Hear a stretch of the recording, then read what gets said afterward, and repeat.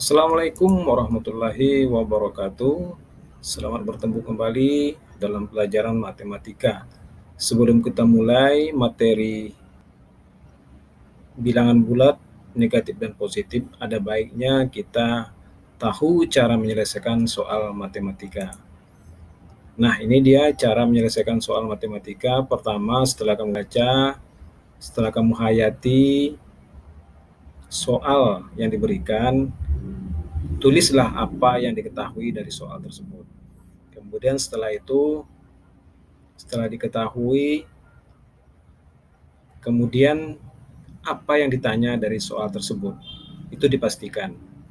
Kemudian setiap soal tersebut, kamu buat cara penyelesaiannya.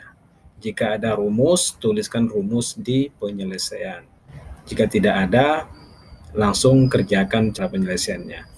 Kemudian setelah penyelesaian dibuat, tidak lupa mengecek kembali apa yang sudah dilakukan, ya. Ada baiknya setiap pekerjaan kita buat kesimpulan, kita oret-oret bahwa kamu mendapat sesuatu yang baru, pengetahuan baru, atau yang perlu kamu ingat untuk ingatan berikutnya, perlu kamu tulis di bawah penyelesaian dari soal yang telah kamu kerjakan. Nah, itu penting. Oke, kita masuk ke materi kita, masih melanjutkan garis bilangan.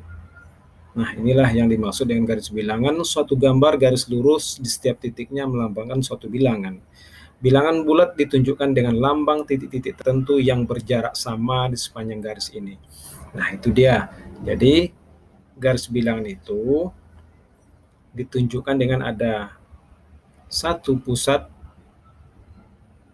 di sana terdapat 0, kemudian ke arah kanan ada titik-titik, di sini berderet di sepanjang garis horizontal atau vertikal ke atas. Nah, antara titik 0 dengan 1 ini misalnya bilangan positif, itu jaraknya harus sama. Begitu juga 0 ke negatif 1 ke arah kiri, ke arah bilangan negatif, itu jaraknya harus sama. Jadi, jika kamu ukur menggunakan penggaris, jaraknya sama. Oke, bilangan positif dan negatif ini sama-sama bilangan bulat, ya. Bulat. Kemudian kita lanjutkan cara penulisan bilangan positif. Seperti biasa, lambang bilangan positif adalah tanda plus, ya, tanda tambah.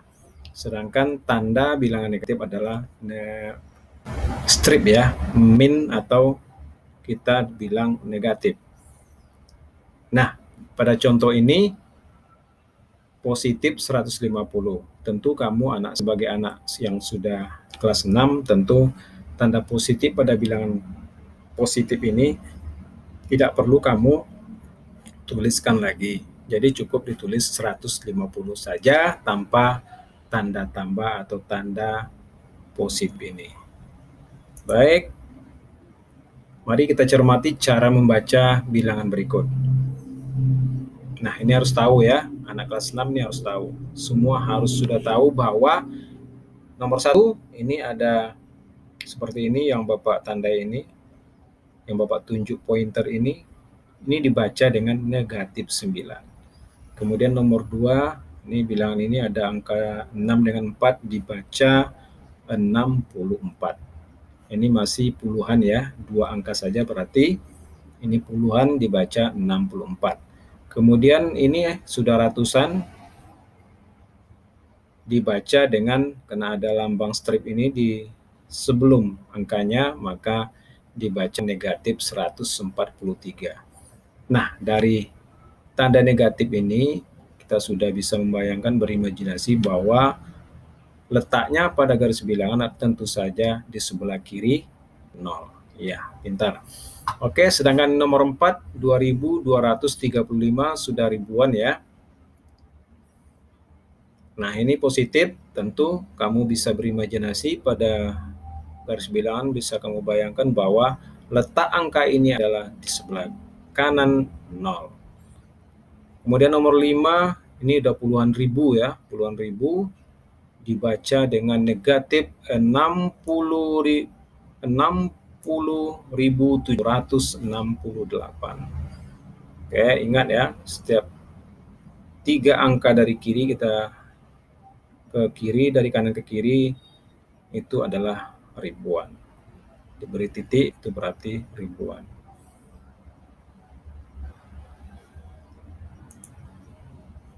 Oke, kita masuk pada latihan. Lengkapilah pernyataan berikut caranya dengan menuliskan bilangan bulat yang sesuai. Ini ada 5 soal ya. Kita baca soal nomor 1 pada malam hari. Nah, ini dia kita ketahui pada soal ini terjadi pada malam hari. Kemudian suhu Kabupaten Puncak mencapai 1 derajat Celcius di atas 0. 1 derajat Celcius di atas 0. Nah, itu kita ketahui. Yang kedua adalah suhunya 1 derajat Celcius. Jadi kamu harus tulis yang diketahui ini di buku latihanmu. Kemudian apa yang ditanya? Yang ditanya adalah suhu Kabupaten Puncak. Itu yang ditanya. Kemudian yang cara berikutnya tentu kamu selesaikan. Jawab di poin ketiga. Nah, kita lanjutkan nomor 2B. Apa yang kita ketahui dari soal ini? Pusat gempa di Kota Padang terletak 20 meter di bawah permukaan laut. Nah, jadi kamu ketahui, yang pertama kamu ketahui adalah 20 meter DVL. Pusat gempa 20 meter DVL. Kemudian apa yang ditanya? Yang ditanya pusat gempa. Pusat gempa di Kota Padang itu berapa meter? Itu yang ditanya. Yang C, apa yang kita ketahui ini pada soal nomor C? Oh, ketinggiannya. Ketinggian apa? Ketinggian pesawat. Jadi kamu tulis diketahui ketinggian pesawat sama dengan 100 meter. Kemudian di bawahnya ditanya ketinggian pesawat. Seperti itu ya. Bisa dipahami? Kemudian yang D, penyelam berenang pada kedalaman 45 meter di bawah permukaan laut atau DVL ya. Apa yang kita ketahui dari soal ini? Yang kita ketahui adalah kedalaman penyelam berenang. Penyelam sama dengan 45 meter DVL. Kamu singkat seperti itu aja diketahui. Kemudian apa yang ditanya? Ditanya sama dengan kedalaman penyelam titik-titik meter. Kemudian kamu cari cara penyelesaiannya di poin ketiga. Oke, udah paham sampai di sana? Baik, jika sudah paham, demikian penjelasan singkat Bapak pada pertemuan singkat kali ini.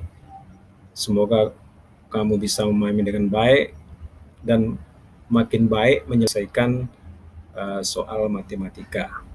Demikian, lebih dan kurang mohon maaf. Assalamualaikum warahmatullahi wabarakatuh.